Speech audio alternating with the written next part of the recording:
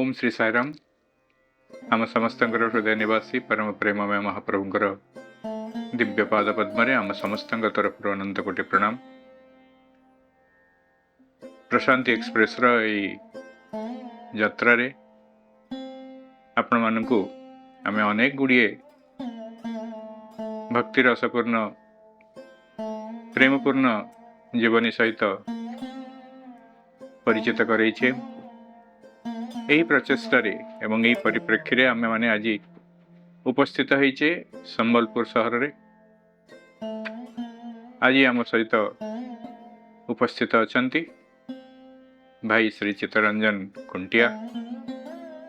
भाई वृत्तिगत भाव में जड़े फार्मासिस्ट भाव रिटायर करछंती महानदी कोलफील्ड्स लिमिटेड रु 2023 मसीह एवं श्री सत्यसाई सेवा संगठन सांगठनिक स्तर में अनेक गुड़ी गुरुत्वपूर्ण दायित्व से नहीं। से ब्रजराजनगर समिति कन्वीनर भाव में हो बा झारसुगुड़ा जिलार जिला सभापति भाव में हो श्री सत्यसाई सेवा संगठन कार्य सहित ओतप्रोत भाव में जड़ित एवं एक सेवा एवं प्रेमपूर्ण जीवन यापन करथिबा भाई सहित आम आज कथबार्ता हेबा एवं परिचित होगा चेष्टा करवा। साईराम भाई आपण को आज प्रशांति एक्सप्रेस नूतन अध्याय को स्वागत जनाऊँ। भाई आमर आज सेसन आम आरंभ करने पूर्व प्रथम टी ओंकार करवा तापर आम कथबार्ता हवा।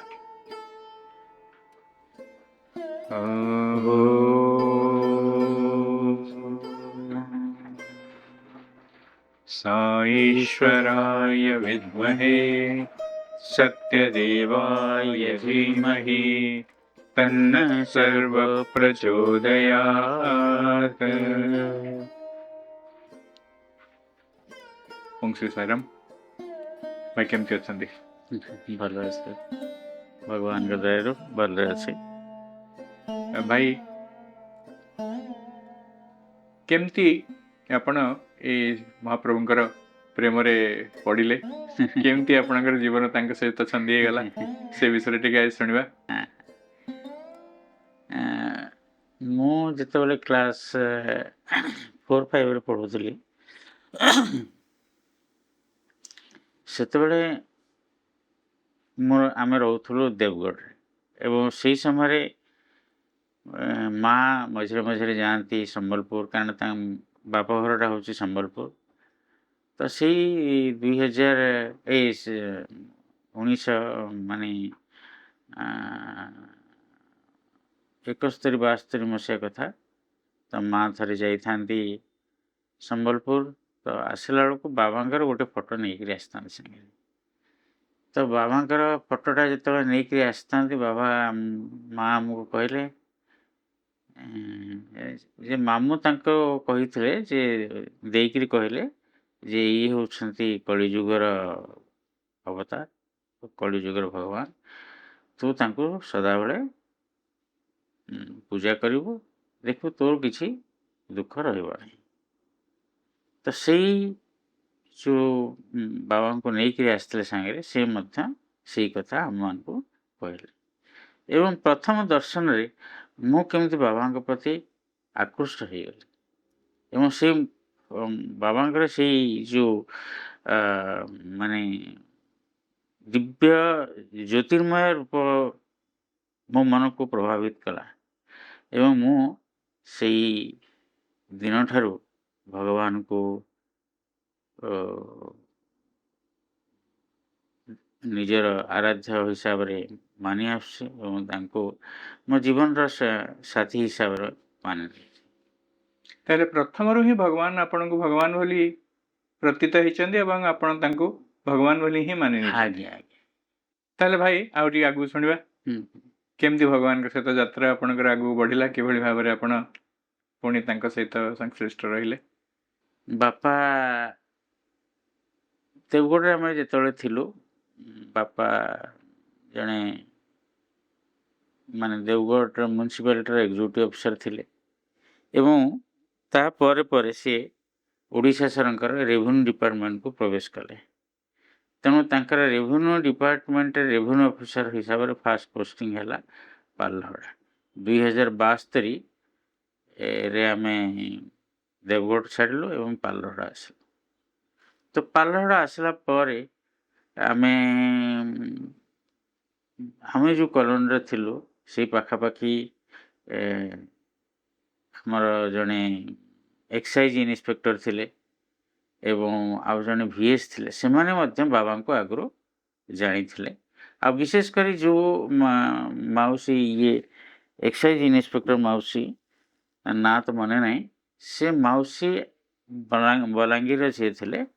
ତେଣୁ ବଲାଙ୍ଗୀରରୁ ଆଗରୁ ସେ ଭଗବାନଙ୍କ ସହିତ ଓତପ୍ରୋତ ଭାବରେ ଟିକେ ଜଣାଶୁଣା ଥିଲେ, ଭଜନ ଫଜନ ଜାଣିଥିଲେ ଏବଂ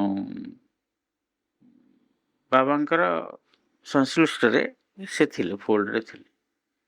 ତେଣୁ ଆମେ ସେ ଯେତେବେଳେ ଜାଣିଲେ ଯେ ଆମେ ବି ଭଗବାନଙ୍କୁ ଜାଣିଛୁ, ତାପରେ ସେ ମାଉସୀ ଭିଏସ୍ ସେମାନେ ବି ଜାଣିଲେ ଆମେ ବି ଆସିଛୁ, ତାପରେ ସମସ୍ତେ କଥାବାର୍ତ୍ତା ହେଲେ ଆମେ ଗୋଟେ ଚାଲ ସପ୍ତାହକୁ ଭଜନଟେ କରିବା। ତ ସାପ୍ତାହିକ ଭଜନ ସେଠୁ ଆରମ୍ଭ ହେଲା। ମୋର ଏକ୍ଜାକ୍ଟଲି ମନେ ନାହିଁ, ବୋଧେ ସେଇ ମଙ୍ଗଳବାର କି ଗୁରୁବାର ଏମିତି ସେମାନେ ଷ୍ଟାର୍ଟ କରିଥିଲେ ଏବଂ ସେଇ ଭଜନ ଆମକୁ ତ ସେତେବେଳେ ଭଜନ ଜଣା ନଥିଲା କିଛି। ତ ସେ ମାଉସୀ ସମସ୍ତଙ୍କୁ ଭଜନ ବହିଟିଏ ଆଣିଥିଲେ, କହିଲେ ଭଜନ ବହିଟିଏ ରେ ଭଜନ ସବୁ ଲେଖା ହେଇଛି, ଆପଣମାନେ ମୁଖସ୍ଥ କରନ୍ତୁ, ଆପଣମାନେ ମୁଁ ଯେମିତି ବୋଲୁଛି ସେମିତି ବୋଲିବାକୁ ଚେଷ୍ଟା କରନ୍ତୁ। ତ ଏଇ ମାଧ୍ୟମରେ ଆମର ଭଜନ ଶିଖିବା ଆରମ୍ଭ ହେଲା ଏବଂ ଭଜନ ବୋଲିବା ଆରମ୍ଭ ହେଲା। ଏବଂ ଗୁରୁବାର ଆସିଲେ ଆମେ କେମିତି ସମସ୍ତେ ଟିକେ ଟିକେ ଭଜନ ବୋଲିବା, ସେଇଥିପାଇଁ ଆମର ଗୋଟେ ଆଗ୍ରହ ସେତେବେଳେ ରହିଲା। ମାଉସୀ ଭଜନ ଶିଖେଇଲେ, ଆମେ ସବୁ ଭଜନ ଶିଖିଲୁ ଏବଂ ସେଇ ଗୁରୁବାର ଦିନ ଆମକୁ ଯେତେବେଳେ ଆସିଯାଏ ଆମେ ସନ୍ଧ୍ୟା ହେଲେ ଆମେ ଯାଇକରି ମାଉସୀଙ୍କ ଘରେ ବସୁ ଏବଂ ଭଜନ ସମସ୍ତେ ଗୋଟେ ଗୋଟେ ଭଜନ ବୋଲୁ, ବହୁତ ଆନନ୍ଦ ଲାଗେ। ତ ଏଇଭଳି 3 ବର୍ଷ ବିତିଲା ପରେ ଆପଣ ଭଜନ ଗାଉଥିଲେ? ହଁ। ଆପଣ ଯେଉଁ ଭଜନ ଗାଉଥିଲେ, ଆପଣ କିଛି ବାଦ୍ୟଯନ୍ତ୍ର ବି ବଜାନ୍ତି କି? ବାଦ୍ୟଯନ୍ତ୍ର ସେ ପର୍ଯ୍ୟନ୍ତ ମୋର ଆରମ୍ଭ ହୋଇନଥିଲା, ଗିନିଟିଏ ବଜାଉଥିଲୁ। ପରେ ମୁଁ ଶିଖିଲି ଏବଂ ଆରମ୍ଭ କଲି। ତାହେଲେ ଏଇ ପାଲହଡ଼ାରେ ଭଜନ କେତେ ଦିନ ଧରିକି ଆପଣ ଏମିତି କଲେ? ଇଏ ପ୍ରାୟ 2 ବର୍ଷ 2.5 ବର୍ଷ ପର୍ଯ୍ୟନ୍ତ ଚାଲିଲା। ପୁଣି 2075 ମସିହା ସେଇ ଜୁନ୍ ଜୁଲାଇ ବେଳକୁ ବାପାଙ୍କର ପୁଣି ଟ୍ରାନ୍ସଫର୍ ହେଇଗଲା ଭଦ୍ରକ। ତ ଭଦ୍ରକ ଆସିଲା ପରେ ସେଠି ମୁଁ ଜାଣିଲି ଗୋଟେ ମାନେ ସଂଗଠନ ସମସ୍ତଙ୍କ ଘରେ ବିଭିନ୍ନ ଜାଗାରେ ଭଜନ ହେଉଛି, ଆମେ ତ ପାଲହଡ଼ାରେ ସୀମିତ ହେଇକରି ଥିଲୁ। ତେଣୁ ଏଇଠି ଯେତେବେଳେ ଇଏ ହେଲା, ତେଣୁ ଭଦ୍ରକରେ ମାନେ ସଂଗଠନର ଗୋଟେ ବାସ୍ନା ସେଠି ମୁଁ ପାଇଲି। ତ ସେଠି ନଗର ସଂକୀର୍ତ୍ତନ ହେଉଥାଏ, ଭଜନ ହେଉଥାଏ, ନାରାୟଣ ସେବା ହେଉଥାଏ। ତ ସେଇ ସମୟରେ ଆମର ଜଣେ ଭାଇ ଥିଲେ ହେମନ୍ତ କୁମାର ସାହୁ, ସିଏ ସେଇଠି ପଢ଼ୁଥିଲେ, ମାନେ BSc ପଢ଼ୁଥିଲେ ଏବଂ ସିଏ ଭାରି ଭଜନ ପ୍ରିୟ, ଘର ଘରେ ବୁଲିକିରି ସେ ଭଜନ ବୋଲିବା ତାଙ୍କର ଗୋଟେ ଆଗ୍ରହ ଥାଏ। ତେଣୁ ସିଏ ହେଠୁ କେମିତି କ'ଣ ଖବର ପାଇଲେ, ଦିନେ ଆସିଲେ କହିଲେ ଆପଣଙ୍କ ଘରେ ଥରେ ଭଜନ କରିବା। ତ ଆମ ଘରେ 2 ମାସ ତ ଆମେ ରହିଲୁ ଭଦ୍ରକରେ, ବେଶୀ ଦିନ ରହିପାରିଲୁନି, କିନ୍ତୁ ବାପାଙ୍କର ପୁଣି ଟ୍ରାନ୍ସଫର୍ ହେଇଗଲା 2 ମାସ ପରେ ପଟ୍ଟାମୁଣ୍ଡି। ତ ସେଇଠୁ ସେଇ 2 ମାସରେ 2 ଥର ଭଜନ ହେଇଛି ଏବଂ ପ୍ରାୟ 8-10ଟି ଭଜନ ମୁଁ ଆଟେଣ୍ଡ କରିଥିବି ଭଦ୍ରକରେ। ତାପରେ ଆମର ଟ୍ରାନ୍ସଫର୍ ହେଇଗଲା ପଟ୍ଟାମୁଣ୍ଡି। ତ ସେଇଠି ମୁଁ କିଛି ଭଜନ ଶିଖିଲି, ମାନେ ଆଗରୁ ଲିମିଟେଡ଼ ଥିଲା, ଏଇଠି ଆଉ କିଛି ଭଜନ ଶିଖିଲି। ତେଣୁ ଯେତେବେଳେ ପଟ୍ଟାମୁଣ୍ଡାଇ ହେଇଗଲି, ସେଇ କଥା ମାନେ ବେଶ କିଛି ନଥିଲା ପଟ୍ଟାମୁଣ୍ଡାଇରେ ସଂଗଠନର। ତେଣୁ ଆମେ କ'ଣ କଲୁ ନା ନିଜ ଘରେ ଭଜନ ବୋଲିଲୁ, ମା ଏବଂ ମୁଁ, ବାପା ବି ସାଙ୍ଗରେ ବସନ୍ତି। ବାପା ବି ମୋର ମନେ ପଡ଼ୁଛି, ବାପା ବି ମଝିରେ ମଝିରେ ଗୋଟେ ଭଜନ ବୋଲୁଥିଲେ। ଏମିତି ହେଇକରି ଆମେ 3 ଜଣ ଭିତରେ, କାରଣ ଭାଇ ତ ସେତେବେଳକୁ ମାନେ ହଷ୍ଟେଲରେ ରହୁଥାନ୍ତି, ତ ମୁଁ ମା ବାପା ଏମିତି ହେଇକି ଭଜନ। ମାନେ ସଂଗଠନ ଏବଂ ଭଗବାନଙ୍କ ସହିତ ଯୋଗସୂତ୍ର ସ୍ଥାପନ କରିବାରେ ମୁଖ୍ୟ ଭୂମିକା ହେଉଛି ଭଗବାନଙ୍କର ଭଜନ। ହୁଁ ହଁ ହଁ କାରଣ ସେବା ତ ଉପରକୁ ତ ଆମେ ସେ ପର୍ଯ୍ୟନ୍ତ ଆସିନଥିଲୁ, ତେଣୁ ଭଜନ ହିଁ ପ୍ରଥମ source main attraction. Main attraction. ତାପରେ ସେଠୁ ଆମେ ଏମିତି ଚାଲୁଥାଏ। ସେଠୁ ଆମର ବାପାଙ୍କ କ୍ୱାର୍ଟରଟା ଏବଂ ଅଫିସଟା ପାଖାପାଖି ଲାଗିକିରି ଅଛି, ଏବଂ ତାର ଜଷ୍ଟ ଆରପଟେ ସେଇଟା ଗୋଟେ ଥିଲା ଜମିଦାରଙ୍କର ଗୋଟେ ଇଏ ଥିଲା କ'ଣ, ଜମିଦାରଙ୍କର ବିଲ୍ଡିଂ ଥିଲା, ସେଇଠି ସେ ରହୁଥିଲେ, ସେଇଠି ସେ ତାଙ୍କର ଇଏ କାମ କରୁଥିଲେ, ଏବଂ ସେଇଠି ତାଙ୍କର ମାନେ କ'ଣ ଯେଉଁ ଧାନ ଫାନ ଯେଉଁ ଅମଳ କରିକି ରହନ୍ତି ସେଇଟା ସେଟା କ'ଣ କହନ୍ତି ଘର, ସେଇଟା ବି କୁମ୍ଭାର। ଖମାର।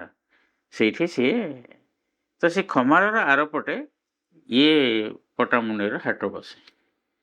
ତ ସେ ହାଟରେ ଥରେ ମୁଁ ଦେଖିଲି ଏଠି ମୃଦଙ୍ଗ ବି ମିଳୁଛି। ତ ଆମର ତ ଭଜନରେ ମୃଦଙ୍ଗଟା ବାଜିଲେ ଆଉ ଟିକେ ଭଲ ଲାଗନ୍ତା। ତ ମାଆଙ୍କୁ କହିଲି, ମା' ହେଠୁ କହିଲେ ହଉ ଯା ଗୋଟେ ନେଇ ଆସ। ତ ମୃଦଙ୍ଗଟା ମୁଁ ନେଇ ଆସିଲି ଏବଂ ସେଇ ଦିନଠୁ ଟିକେ ଟିକେ ବଜେଇବା ଆରମ୍ଭ କଲି।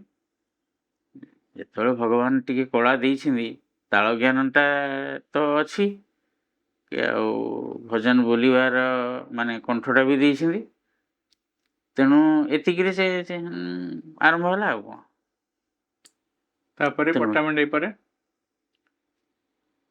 ପଟ୍ଟାମୁଣ୍ଡେଇରେ ଭଗବାନଙ୍କ ମାନେ ଏଇ ଯେଉଁ ଫୋଲ୍ଡକୁ ଆସିବାର ଆଉ ଗୋଟେ ପଟ୍ଟାମୁଣ୍ଡେଇରେ ଗୋଟେ ଇନ୍ସିଡେନ୍ସ ଥିଲା, ଇନ୍ସିଡେନ୍ସ ଘଟିଥିଲା।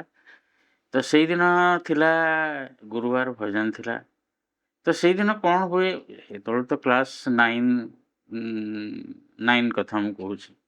ସେତେବେଳକୁ ତ ପିଲାମାନେ, ଆମେମାନେ ଯେତେବେଳେ ପିଲା ଥିଲୁ ତ କିଛି ବଦମାସି ମାନେ ଆମେ କରୁଥିଲୁ, କେତେବେଳେ ଜବାବ ଦେଇ ଦେଉଥିଲୁ, କେତେବେଳେ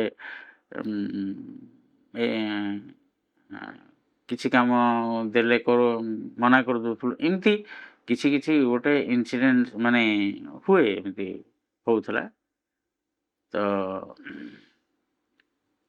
ସେଇଦିନ ଗୁରୁବାର ଦିନ ମା' କିଛି ମୋତେ ଗୋଟେ କରିବାକୁ କହିଲେ କି କ'ଣ ଗୋଟେ ମୋତେ ଗାଳି ଦେଲେ, ତ ମୁଁ ଜବାବ ଦେଲି।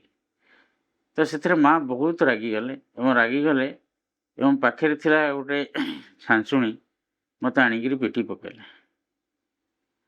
ଏବଂ ସେଇଥିରେ ମୁଁ ଚୁପ୍ ହେଇଗଲି।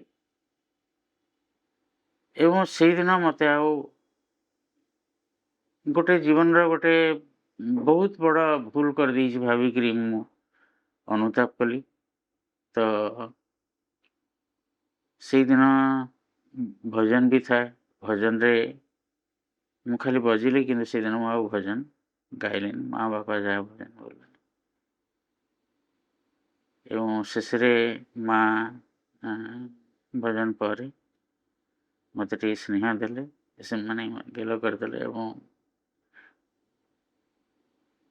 ନିଜେ ବି ଅନୁତାପ କଲେ ଯେ ସେ ଛାଞ୍ଚୁଣିରେ ବାଡ଼େଇବାର ନଥିଲା ବୋଲି। ଏବଂ ସେଇଦିନ ମୋର ଜୀବନର ଗୋଟେ ଟର୍ଣ୍ଣିଂ ପଏଣ୍ଟ। ତ ମୁଁ ଯାହା ଦୁଷ୍ଟାମି କରୁଥିଲି ସେଇ ଦିନଠୁ ସବୁ ଦୁଷ୍ଟାମି ମାନେ ବଦମାସି ସବୁ ସେଇ ଦିନଠୁ ମୋର ଆସ୍ତେ ଆସ୍ତେ କୁଆଡ଼େ ଚାଲିଗଲା, ମୁଁ ଆଉ ଜାଣିପାରିଲିନି। ଜୀବନରେ ମୁଁ ଗୋଟେ ଅଲଗା ଲାଇଫ୍ ଭିତରକୁ ପଶିଲି। ତେଣୁ ସେଇ ଦିନଠୁ ମୁଁ ମାନେ ଗୋଟେ ଆଧ୍ୟାତ୍ମିକ ଜୀବନ କୁହନ୍ତୁ ବା ଗୋଟେ ସିମ୍ପଲ୍ ଲାଇଫ୍ କୁହନ୍ତୁ, ମୁଁ ତା ଭିତରକୁ ପ୍ରବେଶ କଲି। ପଟ୍ଟାମୁଣ୍ଡେଇ ପରେ ତାହେଲେ ପଟ୍ଟାମୁଣ୍ଡେଇ ପରେ ପୁଣି ବର୍ଷକ ପରେ ବାପାଙ୍କର ଟ୍ରାନ୍ସଫର୍ ହେଲା କଟକ। ଯଦିଓ କଟକରେ ସ୍ପିରିଚୁଆଲ ଅର୍ଗାନାଇଜେସନର ବେସ୍ ଅଛି, କିନ୍ତୁ ଆମେ ରହୁଥିଲୁ ବାଦାମବାଡ଼ି ଅଞ୍ଚଳରେ। ତ ସେଇଠି ଏତେଟା ମାନେ ଅର୍ଗାନାଇଜେସନ୍ ସ୍ପ୍ରେଡ୍ କରିନଥିଲା। ତ ଯେହେତୁ ଟିକେ ଦୂର ହେଇଯାଉଥିଲା, ଆମେ ଆଉ ଯାହା କିଛି ଘରେ ହେଉଥିଲା ତାପରେ ଭଡ଼ା ଘର, ଛୋଟ ଘରରେ ଥିଲୁ। ତେଣୁ ସେତେବେଳେ ତ ସ୍କୁଲ ଓ ଟ୍ୟୁସନ୍ ଭିତରେ ସମୟ ହେଇଯାଉଥିଲା, ତେଣୁ ଆଉ ବିଶେଷ କିଛି କଟକରେ ଆଉ କିଛି ହେଇପାରିଲାନି। ତାପରେ ପୁଣି ବର୍ଷକ ପରେ ବାପା ଆସିଗଲେ ପଟାମୁଣ୍ଡେଇ। ପଟାମୁଣ୍ଡେଇରେ ମୁଁ ଦଶମ ମୋର ପଟାମୁଣ୍ଡିରେ କଟିଲା। ସେଠି ବି ସେମିତି କିଛି ତାପରେ ମୋର 10th ହେଲା କଟକ ଗଲା। 11thରେ ମୁଁ ଆସିଲି ନିଆଳି ବାପାଙ୍କର ପୁଣି ଟ୍ରାନ୍ସଫର୍ ହେଲା ଆଜ୍ ଏ ତହସିଲଦାର। ତ ନିଆଳିରେ ବି ସେମିତି କିଛି ବେସ୍ ନଥିଲା, ତେଣୁ ଯାହା କିଛି ଭଗବାନଙ୍କୁ ସେମିତି ଆମେ ପୂଜା ଇଏ କରୁଥାଉ, ସେମିତି ଭଜନ ଫଜନ ଆଉ ହେଇପାରିଲାନି। ତାପରେ ବର୍ଷକ ପରେ ପୁଣି ସେଇଠି ମୋର କ'ଣ ହାଇସ୍କୁଲ ଶେଷ ହେଲା। ସେଠୁ ମୁଁ ଆସିଲି ଖୋର୍ଦ୍ଧା, ବାପାଙ୍କର ଟ୍ରାନ୍ସଫର୍ ହେଲା। ଖୋର୍ଦ୍ଧା ଆସିଲା ପରେ ମୁଁ PN କଲେଜରେ ନାଁ ଲେଖିଲି ଏବଂ ସେଇ ଖୋର୍ଦ୍ଧାରେ ଅର୍ଗାନାଇଜେସନ୍ କିଛି ବେସ୍ ଥିଲା। କେଉଁ ମସିହାର କଥା? ଏଇଟା ହେଉଛି 1978 ମସିହା କଥା। ତ ସେଇଠି ଆମର ଯିଏ ହେମନ୍ତ ଭାଇ ଅଛନ୍ତି, ସିଏ ତାଙ୍କର ବାପା ଅନନ୍ତ ଚରଣ ସାହୁ ମନେ ପଡ଼ୁଛି। ତାଙ୍କର ଆଉ ଗୋଟିଏ ପୁଅ ମିହିର କୁମାର ସାହୁ ମୋ ସାଙ୍ଗରେ ପଢ଼ୁଥିଲା। ତ ତାଙ୍କରି ଘରେ ସମିତିଟେ ଆରମ୍ଭ ହୋଇଥିଲା ଏବଂ ସେଇଠି ସବୁ ପ୍ରକାର ଆକ୍ଟିଭିଟିଜ୍ ହେଉଥିଲା, ଭଜନ, ନଗର ସଂକୀର୍ତ୍ତନ, ନାରାୟଣ ସେବା, ବାଲ ବିକାଶ, ଏଇଭଳି ମାନେ ସବୁ ଇଏ ହେଉଥିଲା। ଏବଂ ସେଇଠି ମୁଁ ଜାଣିକିରି ଟିକେ ଆଉ ଟିକେ ନିଜକୁ ଇନଭଲ୍ଭ କଲି ସେଠି ସଂଗଠନ ସହିତ। ଏବଂ ସେଇ ସମୟରେ ଆମର ପୂର୍ବତନ ରାଜ୍ୟ ସଭାପତି ପି ଜଗନ୍ନାଥ ପ୍ରସାଦ ରାଓ ମଧ୍ୟ ଆଜି ବ୍ୟାଙ୍କର ସେଇଠି ଜଏନ୍ କଲେ ଏବଂ ତାଙ୍କ ସହିତ ମଧ୍ୟ ଆମର ଯୋଗସୂତ୍ର ଆରମ୍ଭ ହେଲା। ତାଙ୍କର ଉପଦେଶ, ତାଙ୍କର ମାନେ ଯେଉଁ ସମ୍ଭାଷଣ, ବେଳେବେଳେ ଆଡ଼ଭାଇସ୍ ଆମକୁ ଦିଅନ୍ତି, ଆମକୁ ଭଲ ଭଲ କଥା କୁହନ୍ତି, ଭଲ ଭଲ ଷ୍ଟୋରି ଆମକୁ ଦେଇକିରି ଏ ସଂଗଠନ ପ୍ରତି ତାଙ୍କର ଆମର ଆଟ୍ରାକ୍ସନ୍ଟାକୁ ଆହୁରି ଟିକେ ବଢ଼ାଇ ଦେଇଥିଲେ। ତେଣୁ ଇଏ ଗଲା ଖୋର୍ଦ୍ଧାରେ, କିନ୍ତୁ ଇଏ ତ 2 ବର୍ଷର କଥା। ବାପା ପୁଣି ଆସିଗଲେ ରେଙ୍ଗାଲି ଡ୍ୟାମ୍। ରେଙ୍ଗାଲି ଡ୍ୟାମ୍ରେ ବି ଗୋଟେ ସମିତି ଥିଲା, ଭଲ ସମିତିଟେ, ଯେହେତୁ ପ୍ରୋଜେକ୍ଟ ଇଏ ଭଲ ମନ୍ଦିରଟେ। ସେଇଠି ବି ମୁଁ ସଂଗଠନ ସହିତ ଜଡ଼ିତ ନିଜକୁ ସାମିଲ କରିଥିଲି। ତାପରେ ପୁଣି ପଢ଼ିବା ପାଇଁ 2 ବର୍ଷ ପଢ଼େଇଗଲି ରାଉରକେଲା। ଭାଇ,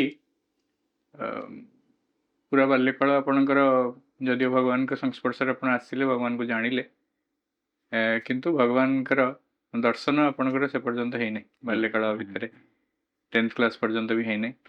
ତାହେଲେ ଆପଣଙ୍କୁ କେବେ ସେ ସୁଯୋଗ ମିଳିଲା ଯେ ଆପଣ ପ୍ରଭୁଙ୍କର ପ୍ରଥମ ଦର୍ଶନ କଲେ, ଆଉ କେଉଁଠି କଲେ? ଏଇଟା ଯେତେବେଳେ ମୁଁ ଇଣ୍ଟରମିଡ଼ିଏଟ୍ ପଢ଼ୁଥିଲି, ଆମର ଜଣେ ଇଂଲିଶ ଟିଚର, ଇଂଲିଶ ଲେକ୍ଚରର ଥିଲେ, ପୁରା ନାଁ ତ ମନେ ନାହିଁ, ମହାନ୍ତି ସାର୍ ବୋଲିକିରି ମନେ ଅଛି, ଖୋର୍ଦ୍ଧାରେ। ସେତେବେଳେ ସିଏ ମଧ୍ୟ ବାବାଙ୍କୁ ସେଇ ସମୟରେ ହିଁ ଫୋଲ୍ଡରେ ଆସିଛନ୍ତି, କିନ୍ତୁ ତାଙ୍କର ମାନେ ପ୍ରଶାନ୍ତି ପାଇଁ ଗୋଟେ ଇଚ୍ଛା ହେଲା ଯିବା ଦର୍ଶନ କରିବା। ତ ସେଇ ସମୟରେ ଆମମାନଙ୍କୁ ସେ ମଧ୍ୟ କହିଲେ ତୁମମାନେ ବାହାରୁ ନା ଯିବା ଟିକେ ପ୍ରଶାନ୍ତି ଭଗବାନଙ୍କୁ ଦର୍ଶନ କରି ଆସିବା। ତ ଆମମାନେ ବି ରାଜି ହେଇଗଲୁ।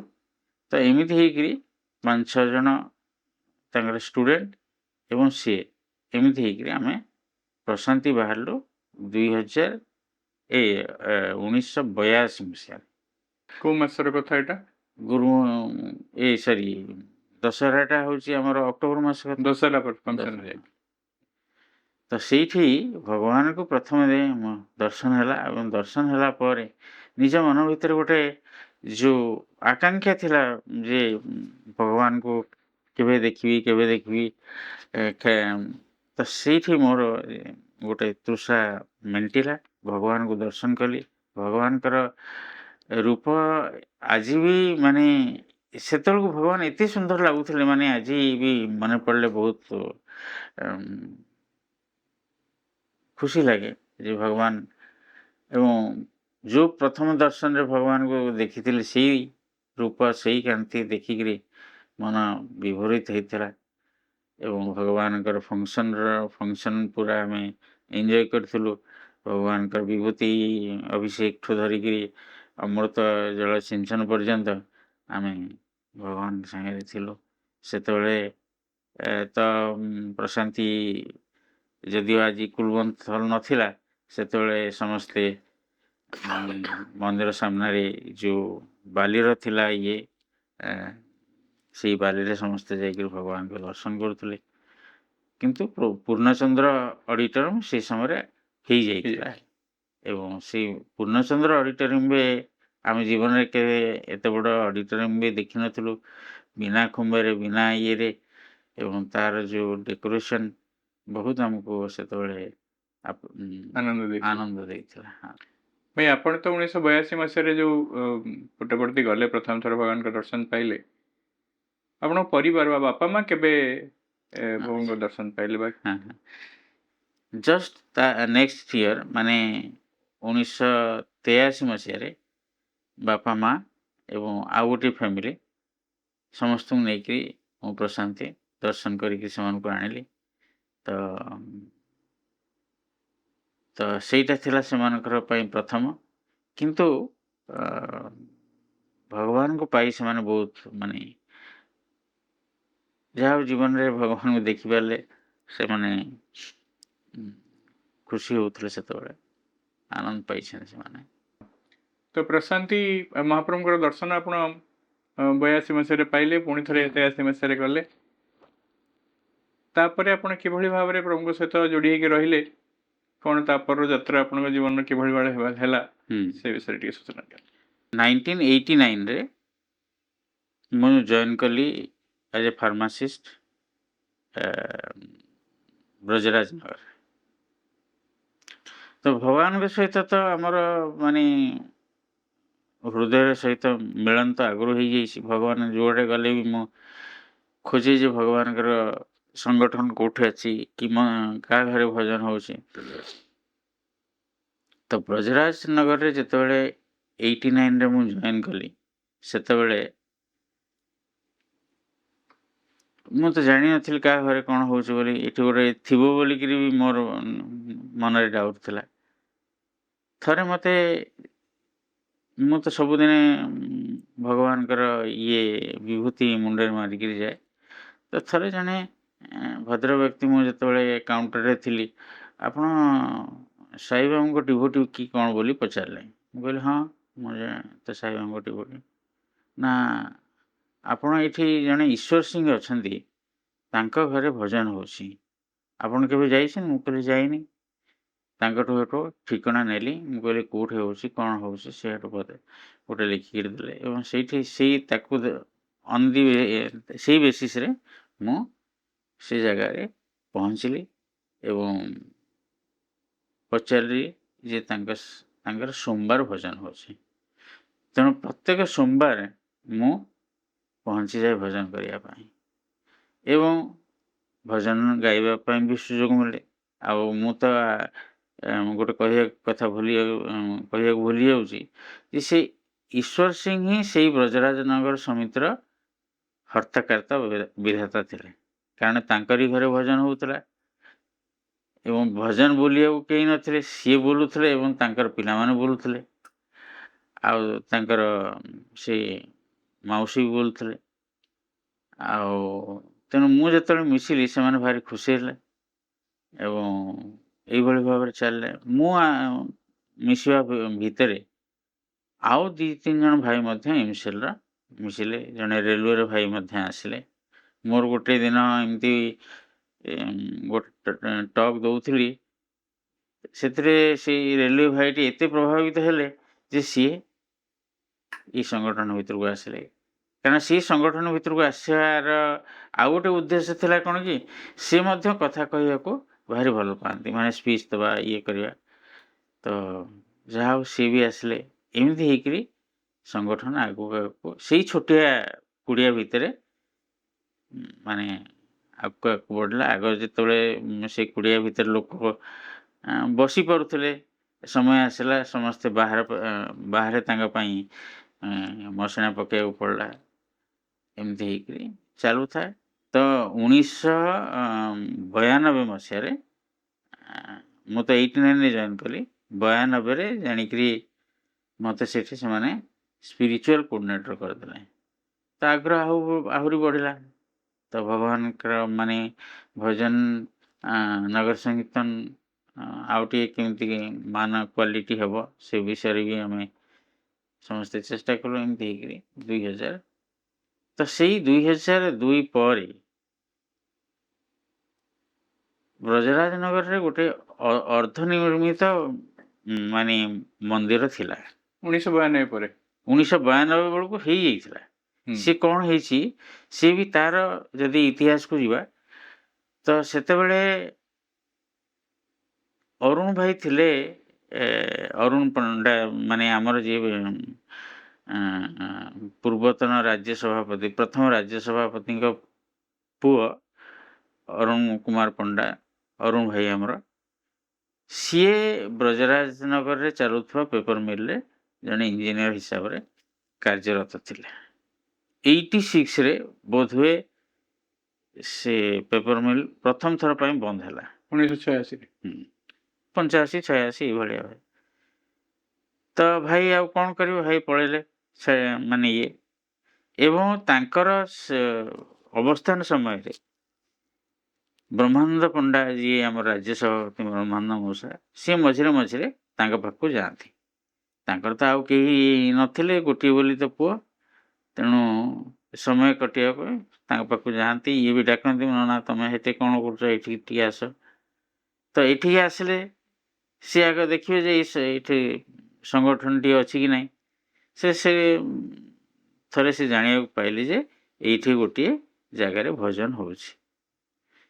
ତ ସେଠୁ ପଚାରିଲେ ଯେଉଁ ଜାଗାରେ ଭଜନ ହେଉଛି ସେଇ ଜାଗାର କିଏ ଭଜନ ମାନେ ସେ ଉଦ୍ୟକ୍ତା କିଏ ବା ସେଠି କିଏ ଭଜନ କରୁଛନ୍ତି, ତାଙ୍କୁ ଟିକେ ମୋ ପାଖକୁ ଡାକ। ତ ସେ ଡାକିକିରି ଆଣିଲେ ଏବଂ ମୋ ସାଙ୍ଗ ତାଙ୍କୁ କହିଲେ, ଆରେ ତୁମେ ଯଦି ଭଜନଟେ କରୁଛ ଏଇଟାକୁ ସମିତି କରିଦିଅ। ତ ସେତେବେଳେ ବ୍ରହ୍ମାନନ୍ଦ ପଣ୍ଡା ବ୍ରଜରାଜନଗର ସମିତିକୁ ସମିତିର ରୂପ ଦେଇଥିଲେ। ଆଉ ତାର ରେଜିଷ୍ଟ୍ରେସନ ନମ୍ବର ଥିଲା 14। ତେଣୁ ଯେତେବେଳେ ଇଏ ଅରୁଣ ଭାଇ ସେଠି ଥିଲେ, ସେ କୌଣସି ପେପର ମିଲ୍ର ସେ ଜାଗା ଖଣ୍ଡିଏ ଥିଲା, ତାକୁ ମନ୍ଦିର କରିବା ନାଁରେ ଜାଗାଟି କରେଇ ଦେଇଥିଲେ।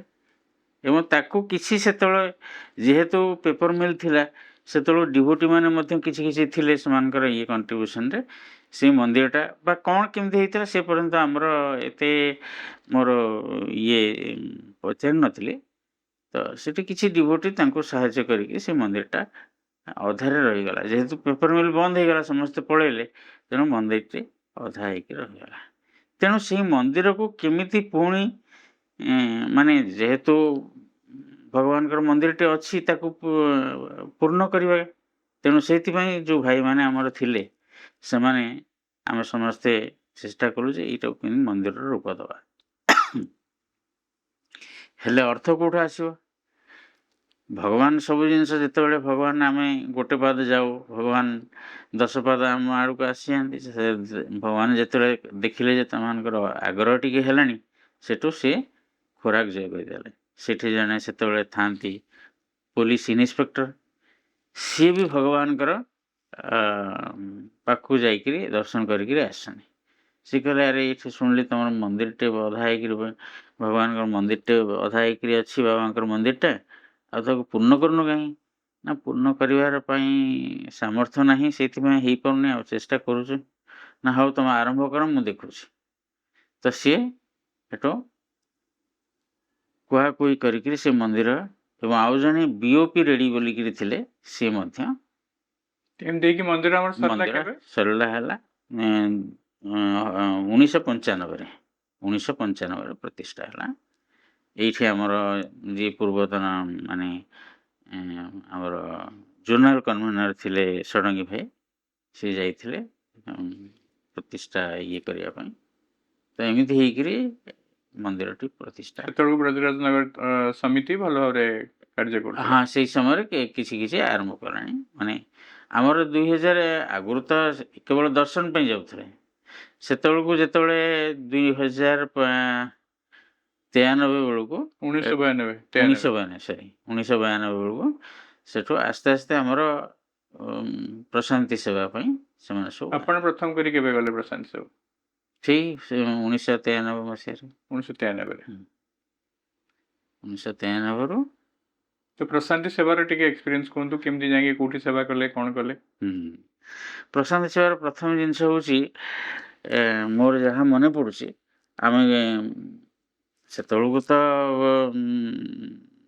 ଇଏ କନେକ୍ଟିଭ ଇଏ ଲାଇନ୍ ଗୁଡ଼ାକ ଖୋଲିଗଲାଣି। ନହେଲେ ତ ପ୍ରଥମେ ଆମକୁ ଯେଉଁ ହାଇଦ୍ରାବାଦ ହେଇକିରି ଯିବାକୁ ପଡ଼ୁଥିଲା ବହୁତ କଷ୍ଟରେ। ଆଉ ସେତେବେଳର ଯେଉଁ ସେତେବେଳକୁ ତ ଆଉ ଆଜି ଭଳିଆ କନେକ୍ଟିଂ ଟ୍ରେନ୍ ନଥିଲା। ଆମେ ବହୁତ ବାଟ ହାଇଦ୍ରାବାଦ ଗୁଣ୍ଡାକଲ ହେଇକିରି ଆମେ ପହଞ୍ଚୁଥିଲୁ କେଉଁଠି ଧର୍ମାବରମ ଷ୍ଟେସନରେ, ସେଠୁ ପୁଣି ବସ୍ରେ ଯାଉଥିଲୁ। ଏମିତି ହେଇକିରି ଆମେ ପ୍ରଶାନ୍ତିରେ ପହଞ୍ଚୁଥିଲୁ। ତ ପ୍ରଶାନ୍ତିରେ ପହଞ୍ଚିଲା ପରେ ଆମର ଯେଉଁ ପ୍ରଶାନ୍ତି ସେବାର କାର୍ଯ୍ୟକ୍ରମ ଆରମ୍ଭ ହୁଏ, ସିଏ ଓଡ଼ିଶାର ସବୁ ଜିଲ୍ଲାରୁ ଆସିଥାନ୍ତି, ମାନେ ପ୍ରଶାନ୍ତି ସେବା କରିବା ପାଇଁ ୱାର୍କରମାନେ ବା ଆମର ସେବାଦଳମାନେ। ତ ସେମାନଙ୍କୁ ବିଭିନ୍ନ ଜାଗା ଯେଉଁ ଆମର ପଏଣ୍ଟ ସବୁ ଅଛି, ସିକ୍ୟୁରିଟି ପଏଣ୍ଟ ସବୁ ଆମର ୟୁଟିଲିଟି ପଏଣ୍ଟ ହଉ, ସେଇଠିକି ସେମାନଙ୍କୁ ବାଛି ଦିଆଯାଏ କିଏ କେଉଁ ଜାଗାରେ ଯାଇକରି କାମ କରିବେ। ତ ପ୍ରଥମ ବର୍ଷ ମୋତେ ପଡ଼ିଥିଲା ରାଉଣ୍ଡ ବିଲ୍ଡିଂସ୍ ଏରିଆ।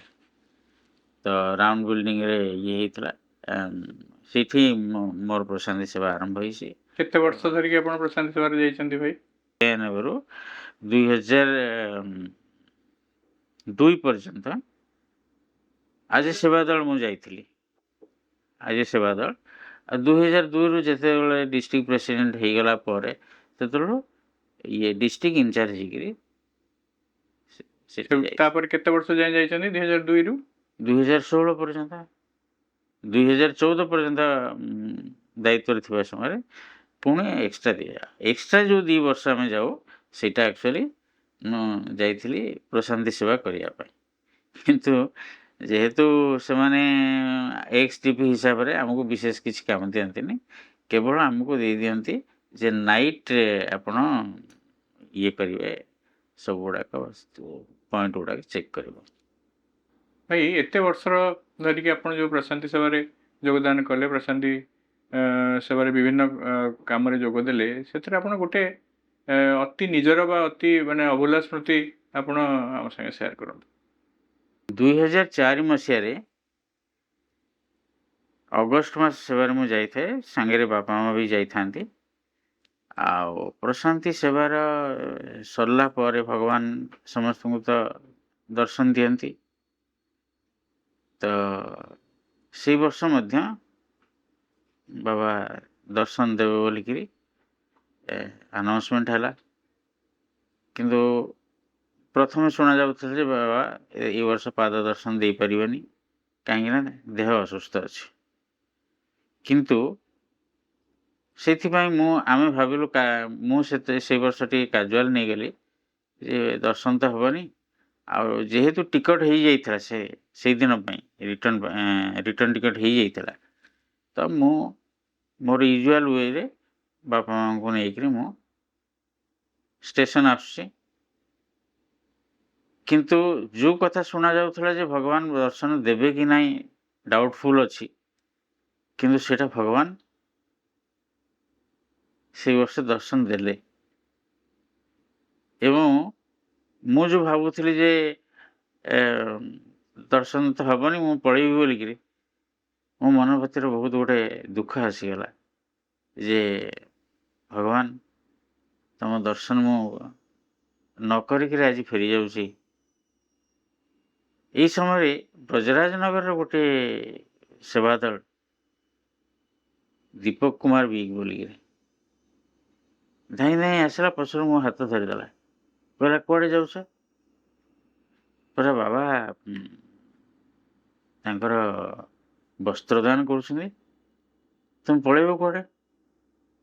ଆରେ ମୁଁ ତ ଇଏ ପଳେଇ ଆସିଲେଣି, ଆଉ ବାପା ମା ଅଛନ୍ତି, ମୁଁ ଆଉ କେଉଁଠି ଆ ଭିତରେ ଯାଇକିରି ଏତେ ଲୋକରେ ପଛରେ ବସିଲେ ମୋତେ କେତେବେଳେ ବସ୍ତ୍ର ମିଳିବ, ଆଉ ମୁଁ ଟ୍ରେନ୍ ଧରିପାରିବି କ'ଣ ସେଥିରେ?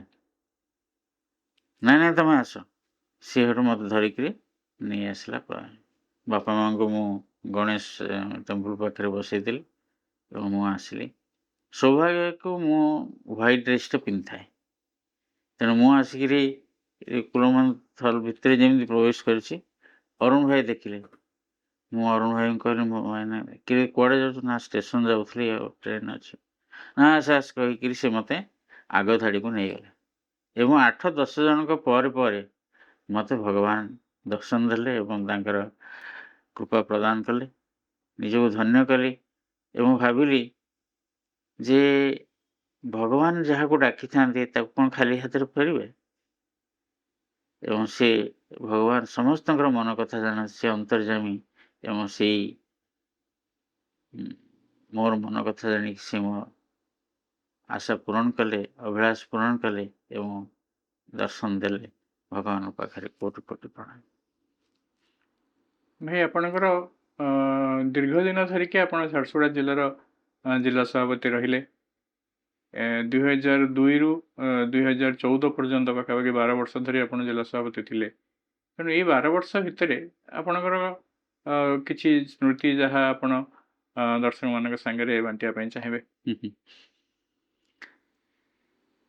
2005 ମସିହାରେ ଆମର 5th ୱାର୍ଲଡ଼ କନଫରେନ୍ସ ହେଇଥିଲା କି 6th ୱାର୍ଲଡ଼ କନଫରେନ୍ସ ହେବ ବୋଧେ 2005। ତ ଆମେ ସମସ୍ତେ ଯାଇଛୁ ଆଜ ଏ ସେବା ଦଳ ହିସାବରେ। ତ ମାନେ ୱାର୍ଲଡ଼ କନଫରେନ୍ସ ମାନେ ହଜାର ହଜାର ଲକ୍ଷ ଲକ୍ଷ ଲୋକ, ତାଙ୍କୁ ଖାଇବାକୁ ଦେବା, ତାଙ୍କୁ ରହିବାକୁ ଇଏ କରିବା, ତାଙ୍କର ମାନେ ଟିଫିନ୍ଠୁ ଆରମ୍ଭ କରିକିରି ଡିନର ପର୍ଯ୍ୟନ୍ତ ତ ସବୁ ଦାୟିତ୍ୱ ଆମକୁ ଦିଆହେଇଥାନ୍ତି। ମୋତେ ଗୋଟେ ପାର୍ଟ ଦେଇଥାନ୍ତି, ମୁଁ ଦେଖୁଥାଏ। ତ ୱାର୍ଲଡ଼ କନଫରେନ୍ସ ସରି ସରି ଆସୁଛି। ଦିନେ ମୁଁ ସେଇ ଏରିଆ ଇଏ ମାନେ ଦେଖାରେଖା କରୁଥାଏ। ପାଖରେ ଛିଡ଼ା ହେଇଥାନ୍ତି ଆମର ସ୍ୱର୍ଗତ ପିତବାସ ଭାଇନା, ପିତବାସ ମିଶ୍ର, ଅନ୍ତର୍ଯାମୀ ପଟ୍ଟନାୟକ, ଅନ୍ତର୍ଯାମୀ ଭାଇ, ଆଉ ପରଶୁରାମ ଭାଇ, ପରଶୁରାମ ପଟ୍ଟନାୟକ। ତ ସେମାନେ କଥାବାର୍ତ୍ତା ହେଉଛନ୍ତି ଯେ ନେକ୍ସଟ ଇୟର କନଫରେନ୍ସ କେମିତି ହେବ, ଆମର ଷ୍ଟେଟ୍ କନଫରେନ୍ସ କେମିତି ହେବ। ତ ମୋତେ ଏଠୁ କେମିତି କ'ଣ ସେ ଦେଖିଲେ, ମୋତେ ଡାକିଲେ, ଡକେଇ ପଠେଇଲେ, କହିଲେ ଚିତ୍ତକୁ ଡାକି ଦିଅ। ତ ମୁଁ ଯାଇକରି ପହଞ୍ଚିଲି, ସାଇରାମ କଲି। ଏଠୁ ପିତବାସ ଭାଇ କହିଲେ, ଆରେ ଷ୍ଟେଟ୍ କନଫରେନ୍ସ ତୁମେ ଆର ବର୍ଷ କରୁନ 2006ରେ? କହିଲି ଭାଇନା ଆଜି ହେଲାଣି ନଭେମ୍ବର ମାସ, ଆଉ ନଭେମ୍ବର ହେଲା, ଆଉ ଆପଣଙ୍କର 4 ମାସ ଭିତରେ ଷ୍ଟେଟ୍ କନଫରେନ୍ସ କ'ଣ ସମ୍ଭବପର? ଆଉ ତାପରେ ନା କ'ଣ ଅସୁବିଧା? ମୁଁ କହିଲି ଆମ ପାଖରେ ଛୋଟିଆ ଡିଷ୍ଟ୍ରିକ୍ଟ, ଆମ ପାଖରେ ଲୋକବଳ ନାହିଁ କି ଅର୍ଥବଳ ବି ନାହିଁ, ଆଉ କେମିତି ହେବ? ତାପରେ ସେଠୁ ଅନ୍ତର୍ଯାମୀ ମଉସା କହିଲେ, ଅର୍ଥ ପାଇଁ ଚିନ୍ତା କରନି, ବାକି କଥା ଚିନ୍ତା କର। ସେଠୁ ପିତବାସ ଭାଇ କହିଲେ, ଯେତିକି ସେବା ଦଳ ଦରକାର ମୁଁ ତତେ ଦେବି, ଆଉ କ'ଣ କହ? ମୁଁ କହିଲି ଭାଇନା ମୁଁ ଟିକେ ଯାଏ, ସମସ୍ତଙ୍କ ସହିତ ପରାମର୍ଶ ନ କଲେ ମୁଁ କେମିତି ହଣ୍ଟ ମାରିଦେବି। ନା ହଉ ତୁ ଯା, ଆଉ ପ୍ରଥମ ରବିବାର ଏଠୁ ଗଲା ପରେ ପ୍ରଥମ ରବିବାର ଦିନ ମିଟିଂ ଡାକିବୁ, ସମସ୍ତଙ୍କୁ କହିବୁ ଆମ ଡିଷ୍ଟ୍ରିକ୍ଟରେ ଷ୍ଟେଟ୍ କନଫରେନ୍ସ କରିବା ପାଇଁ ସୁଯୋଗ ଆସିଛି, ଆଉ ଆମେମାନେ କରିବା କି ନାହିଁ। ତ ମୁଁ ସେୟା କଲି, ଆସିକିରି ସମସ୍ତଙ୍କୁ ଜେନେରାଲ ଗୋଟେ ମିଟିଂ ଡାକିଲି। ତ ସମସ୍ତଙ୍କ ସହିତ କଥାବାର୍ତ୍ତା ହେଲି, ସମସ୍ତେ ମିଟିଂ କଲା ପରେ ସମସ୍ତେ ରାଜି ହେଲେ ଏବଂ ଏଇ ଖବର ମୁଁ ସାଙ୍ଗେ ସାଙ୍ଗେ ପିତବାସ ମଉସାଙ୍କୁ ପଠେଇଦେଲି ଯେ ଭାଇନା ଆଉ ସମସ୍ତେ ରାଜି। ତ ତାପରେ କଥା ଆସିଲା, ଠିକ୍ ଅଛି ଆମେମାନେ ଏତିକି ତାରିଖ ଦିନ ତୁମର ସାଇଟ୍ ଭିଜିଟ୍ କରିବୁ, କେଉଁ ସାଇଟ୍ରେ ତୁମେ କନଫରେନ୍ସ କରିବା ପାଇଁ ଚାହୁଁଛ। ତ ଝାରସୁଗୁଡ଼ା ଯଦିଓ ଡିଷ୍ଟ୍ରିକ୍ଟ କିନ୍ତୁ ସେଠି ଆକୋମୋଡେସନ୍ ଫ୍ୟାସିଲିଟି ଏତେ ନାହିଁ, କାହିଁକି ମାସ୍ ଆକୋମୋଡେସନ୍ ଦରକାର। ସମସ୍ତେ କହିଲେ ଯେ ଆମର ଯେଉଁ ବ୍ରଜରାଜନଗର ଭାଇମାନେ ଥିଲେ ସେମାନେ କହିଲେ ନାଇଁ ଆମେ ବ୍ରଜରାଜନଗର କରିବୁ। ତେଣୁ କାହିଁକି ନା ଆମ ପାଖରେ କନଫରେନ୍ସ କରିବାର ସମସ୍ତ ପ୍ରକାର ସୁବିଧା ଏଇଠି ଅଛି। ଏଇଠି ଆମେ ଅଡ଼ିଟୋରିୟମ୍ ପାଇବା, ଏଇଠି ଆମେ ଆକୋମୋଡେସନ୍ ପାଇଁ 1000 ଲୋକଙ୍କର ଆକୋମୋଡେସନ୍ ଆମର ଏଇଠି ହେଇଯିବ, 1000-1200 ଲୋକଙ୍କର ଆକୋମୋଡେସନ୍ ଆମେ କରିପାରିବା। ତ ଏଇଠି ଆମର କନଫରେନ୍ସଟା ହେଲେ ସୁବିଧା ହେବ। ତାପରେ ସ୍କୁଲମାନଙ୍କୁ ଆମେ ଯାଇକିରି କଣ୍ଟାକ୍ଟ କଲୁ, ସେ କହିଲେ ହଁ 2 ଦିନ ଆମେ ଛୁଟି ଦେଇପାରିବୁ ଏବଂ ଯେଉଁ ଜାଗାରେ ଷ୍ଟେଜ୍ ହେବ ସେଇ ଜାଗାରେ ଇଏ ହେଡ଼ମାଷ୍ଟର ବି କହିଲେ ହଁ ହଁ ଆପଣ ଖୁସିରେ ଏଇଠି କନଫରେନ୍ସ କରନ୍ତୁ। ତେଣୁ ତାପରେ ମୁଁ ଭାଇଙ୍କୁ ଡାକିଲି ଆପଣ ଆସନ୍ତୁ ସାଇଟ୍ ଭିଜିଟ୍ କରିବେ। ତାପରେ ସେ ସାଇଟ୍ ଭିଜିଟ୍ କଲା ପରେ ସିଏ ଆସିଥିଲେ, ପରଶୁରାମ ଭାଇ ଆସିଥିଲେ, ପରହାପ୍ସ ଅନ୍ତର୍ଯାମୀ ଭାଇ ବି ଆସିଥିଲେ, ଆସିକିରି ଭିଜିଟ୍ କରିକିରି ଗଲେ ଏବଂ କହିଲେ ଠିକ୍ ଅଛି ଓକେ ଅଛି। ସେ ଆଉ ଥରେ ବି ଆସିଥିଲେ ଯେ କେମିତି କ'ଣ କରିବା ତେଣୁ 2 ଥର ସେମାନେ ଭିଜିଟ୍ କରିକିରି ଯାଇଥିଲେ ଏବଂ କନଫରେନ୍ସ ଆରମ୍ଭ ହୋଇଥିଲା ଏବଂ ସକ୍ସେସଫୁଲ୍ ହେଇଥିଲା। ବହୁତ ବଢ଼ିଆ ଭାଇ। ଭଗବାନଙ୍କ ନିର୍ଦ୍ଦେଶ ଆପଣ ଜାଣିଛନ୍ତି ଯେ ପ୍ରତ୍ୟେକ ସଭ୍ୟକୁ ନିରାମିଷ ଭୋଜନ କରିବ ଏବଂ କୌଣସି ପ୍ରକାର ଖରାପ ଅଭ୍ୟାସ ରଖିବ ନାହିଁ। ତ ଆପଣ ଯେତେବେଳେ ସଂଗଠନରେ ଯୋଗଦାନ କରିଛନ୍ତି ଆପଣ ନିଶ୍ଚିତ ଭାବରେ ସେଥିରେ ବ୍ରତୀ ହେଇଥିବେ, କିନ୍ତୁ କେବେ କ'ଣ ଆପଣ ସେଥିପ୍ରତି କିଛି ଚ୍ୟାଲେଞ୍ଜେସ୍ ଆପଣଙ୍କ ଜୀବନରେ ଆସିଛି ବା କେବେ ଆପଣଙ୍କୁ କିଭଳି କିଛି ନାଇଁ ଅଭ୍ୟାସ ଛାଡ଼ିବାକୁ ପଡ଼ିଛି? ଚ୍ୟାଲେଞ୍ଜେସ୍ ତ କିଛି ନାହିଁ ଆସିନି, କିନ୍ତୁ 1997 ମସିହାରେ ବୋଧେ ଭଗବାନ ଡିକ୍ଲେୟାର କଲେ ଯେ ଆଇଁଷ ନ ଖାଇବା ଭଲ। ଆଇଦର ଇୟର ଏପଟ ସେପଟ ହେଇପାରେ, କିନ୍ତୁ ସେଇ ସମୟରେ ଭଗବାନ ଗୋଟେ ନିର୍ଦ୍ଦେଶ ଦେଲେ ଯେ ତୁମମାନେ ଯେଉଁମାନେ ଆଇଁଷ ଭକ୍ଷଣ କରୁଛ ଛାଡ଼ିଦିଅ। ସେଇ ଦିନଠୁ ମୁଁ ଆଗରୁ ଆମିଷ ଭକ୍ଷଣ କରୁଥିଲି, କିନ୍ତୁ ଯେବେଠୁ ମୁଁ କନଭେନର ହେଲି ସେବେଠୁ ମୁଁ ଆମିଷ ଖାଇବା ଛାଡ଼ିଦେଇଛନ୍ତି। ଛାଡ଼ିଦେଲି। ବହୁତ ସୁନ୍ଦର କଥା ଭାଇ। ଆପଣଙ୍କର ବୃତ୍ତିଗତ ଜୀବନ, ପାରିବାରିକ ଜୀବନ ଏବଂ ସାଂଗଠନିକ ଜୀବନ, ଏ 3ଟି ଜୀବନ ଆପଣଙ୍କ କର୍ମମୟ ରହିଛି, କର୍ମଠ ରହିଛନ୍ତି ଆପଣ ବିଭିନ୍ନ ଏବଂ ପ୍ରତ୍ୟେକଟି ଜାଗାରେ ମୁଁ ଯେତିକି ଜାଣିଛି ଆପଣ ସକ୍ସେସଫୁଲି ସବୁ କାମ ଗୁଡ଼ିକ କରିଛନ୍ତି। ତ ଏଇ 3ଟି ଦାୟିତ୍ୱ ଭିତରେ କିଭଳି ଭାବରେ ଆପଣ ସମନ୍ୱୟ ରକ୍ଷା କରିଛନ୍ତି ଏବଂ ଭଗବାନ ଆପଣଙ୍କୁ ସେଥିପାଇଁ କେମିତି ପ୍ରେରଣା ଯୋଗାଇଛନ୍ତି? ବୃତ୍ତିଗତ ଜୀବନରେ ମାନେ ବୃତ୍ତିଗତ ଜୀବନ ତ କରିବାକୁ ପଡ଼ିବ, ତେଣୁ ତାକୁ ବି ସମୟ ଦେବାକୁ ପଡ଼ିବ। ସଂଗଠନରେ ଯେତେବେଳେ ଥିଲି ତାକୁ ବି ସମୟ ଦେବାକୁ ପଡ଼ିବ ଏବଂ ପରିବାର ସହିତ ଯେତେବେଳେ ଅଛି ସେମାନଙ୍କ ପାଇଁ ବି ସମୟ ଦେବାକୁ ପଡ଼ିବ। ଏଇ ଜିନିଷ ଭଗବାନ ବୋଧେ 4th ୱାର୍ଲଡ କନଫରେନ୍ସରେ କହିଥିଲେ ଯେ ଫ୍ୟାମିଲି ୱାର୍କ ଏବଂ ଅଫିସ୍ ୱାର୍କ ଏବଂ ଅର୍ଗାନାଇଜେସନ୍ ୱାର୍କ, ଏଇ 3ଟାକ ପାରାଲାଲ ହେବା କଥା। ମାନେ ସବୁଥିପାଇଁ ଆମେ ଯଦି ସମୟ ଦେଇପାରିବା ତାହେଲେ ଆମେ ଗୋଟେ ପରଫେକ୍ଟ ମ୍ୟାନ୍ ହେଇପାରିବା। ଯଦି ଆମେ ଖାଲି ଅଫିସ୍ କଥା ଦେଖିବା, ଘର କଥା ନ ଦେଖିବାନି କି ସଂଗଠନକୁ ଯିବାନି, ତାହେଲେ ବି ଇନକମ୍ପ୍ଲିଟ୍ ହେବ ଲାଇଫ୍। ଯଦି ଆମେ ଖାଲି ଘର କଥା ବୁଝିବା, ଘର କଥା ତ ଖାଲି ବୁଝି ହେବନି, ଯେହେତୁ ଆପଣ ଗୋଟେ ଜବ୍ରେ ଅଛନ୍ତି ମାନେ ଅଫିସ୍ କଥା ବୁଝିବେ, ଜବ୍ କଥା ହେଲେ ସଂଗଠନକୁ ଯିବେ, ତାହେଲେ ବି ଲାଇଫ୍ ଇନକମ୍ପ୍ଲିଟ୍ ହେବ। ତେଣୁ 3ଟି ଯାକକୁ ଆମକୁ ସମନ୍ୱୟ କରିବାକୁ ପଡ଼ିବ, ଯାହାଦ୍ୱାରା କି ଆମକୁ ଭଜନ ଯିବାକୁ ପଡ଼ିବ। ଭଗବାନ ଯେତିକି ଆମକୁ କହିଛନ୍ତି 9 ପଏଣ୍ଟ କୋଡ୍ ଅଫ୍ କଣ୍ଡକ୍ଟରେ କହିଛନ୍ତି ଯେ ଆମକୁ ଭଜନ ଯିବାକୁ ପଡ଼ିବ, ନଗର ସଂକୀର୍ତ୍ତନ ଯିବାକୁ ପଡ଼ିବ, ସାଂଗଠନିକ ଯେଉଁ କାର୍ଯ୍ୟକ୍ରମ, ସେବା କାର୍ଯ୍ୟକ୍ରମରେ ନିଜକୁ ଅଂଶଗ୍ରହଣ କରିପାରିବ। ଏଇଗୁଡ଼ାକ କଲେ ହିଁ ଯାଇକରି ଆମ ଭିତରେ ଯେଉଁ ମାନେ ଇମ୍ପ୍ୟୁରିଟିଜ୍ ଅଛି ସେଗୁଡ଼ାକ ବାହାରିବ ଏବଂ ତା ସହିତ ଆମେ ନିଜର ବୃତ୍ତିଗତ ଜୀବନ ବି ଲାଇଫ୍ ବି ସୁଧାରି ପାରିବା ଏବଂ ପାରିବାରିକ ଲାଇଫ୍ ବି ଆମେ ସୁଧାରି ପାରିବା। ଏଇ ଯେଉଁ ୱାର୍କ ଲାଇଫ୍ ବାଲାନ୍ସ ବିଷୟରେ ଆମେ କଥା ହେଲେ ବା ଯେଉଁ ସମନ୍ୱୟତା ରକ୍ଷା ବିଷୟରେ କଥା ହେଲେ, ସେଥିରେ ଆପଣଙ୍କ ପରିବାର ଆପଣଙ୍କୁ କେମିତି ସାହାଯ୍ୟ କରିଛି? ପରିବାର ମୋତେ ସାହାଯ୍ୟ କରିଛନ୍ତି, ଯଦିଓ ମାନେ ମୋର ଧର୍ମପତ୍ନୀ ଯିଏ, ସିଏ ତାଙ୍କର ବାପା ଥିଲେ ଶିରିଡ଼ି ସାଙ୍ଗଟି ପଡ଼ି, ମାନେ ସିଏ ନାସିକରେ ଯେତେବେଳେ ଥିଲେ ଟ୍ରେନିଂ ଯାଇଥିଲେ ସେ ଶିରିଡ଼ି ବାବାଙ୍କ ଫଟୋ ଆଣିଥିଲେ। ତାପରେ ସିଏ ବି ବାବାଙ୍କୁ ମାନେ ବିଶ୍ୱାସ କରନ୍ତି, ଜାଣନ୍ତି। ତେଣୁ ସେଇ ଦୃଷ୍ଟିରୁ ଇଏ ବି ମୋର ସାଙ୍ଗେ ସାଙ୍ଗେ ସାଥ ଦେଇଛି, କିଛି ଅସୁବିଧା ହେଇନି। ଭାଇ, ଛୋଟ ଦିନରୁ ବାଲ୍ୟକାଳରୁ ଆପଣ ଭଗବାନଙ୍କ ସହିତ ସଂଶ୍ଳିଷ୍ଟ ହେଇଛନ୍ତି। ଜୀବନର ପ୍ରତି ଅବସ୍ଥାରେ ଭଗବାନ ଆପଣଙ୍କୁ ପ୍ରେରଣା ଯୋଗାଇଛନ୍ତି ଏବଂ ଭଗବାନଙ୍କ କାର୍ଯ୍ୟରେ ଆପଣ ନିଜକୁ ନିୟୋଜିତ କରିଛନ୍ତି। ତେଣୁ ଆପଣ ଆଜିର ଏଇ ଯୁବପିଢ଼ି ଏବଂ ଆଜିର ଆମର ଦର୍ଶକ ମାନଙ୍କ ପାଇଁ ଆପଣ କ'ଣ ମେସେଜ ଦେବାକୁ ଚାହିଁବେ, କ'ଣ ବାର୍ତ୍ତା ଦେବା ପାଇଁ ଚାହିଁବେ? ଦେଖନ୍ତୁ, ଆଜିର ଯୁବପିଢ଼ି ଯେଉଁ ପ୍ରକାର ବର୍ତ୍ତମାନ ଷ୍ଟ୍ରଗଲ ଭିତରେ ଯାଉଛନ୍ତି, ମାନେ ଯେଉଁ ପ୍ରକାର ସଂସାରରେ ମାନେ ସ୍ଥିରତା ନାହିଁ, ସେଥିପାଇଁ ସତ୍ୟସାଇ ସଂଗଠନ ଗୋଟେ ବେଷ୍ଟ ପ୍ଲାଟଫର୍ମ ନିଜକୁ ସଜାଡ଼ିବା। ସେଥିରେ ଆଧ୍ୟାତ୍ମିକ ଉନ୍ନତି ହେଇପାରିବ, ଆପଣଙ୍କର ସେଥିରେ ଆଧ୍ୟାତ୍ମିକ ଉନ୍ନତି ହେବା ସହିତ ନିଜର ବ୍ୟକ୍ତିଗତ ଜୀବନ ବି ଉନ୍ନତି ହେଇପାରିବ ଏବଂ ଆପଣ ସମାଜରେ ଜଣେ ଆଇଡିଆଲ ମଣିଷ ହେଇକି ଆପଣ ବାହାରି ପାରିବେ।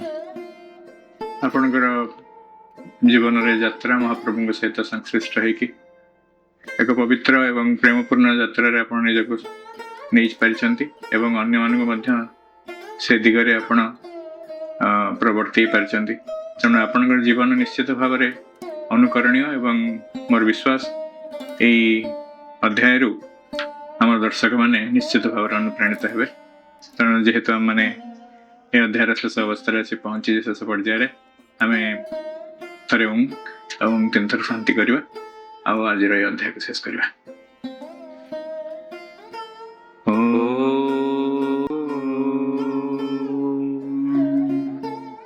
शांति शांति शांति। साईराम।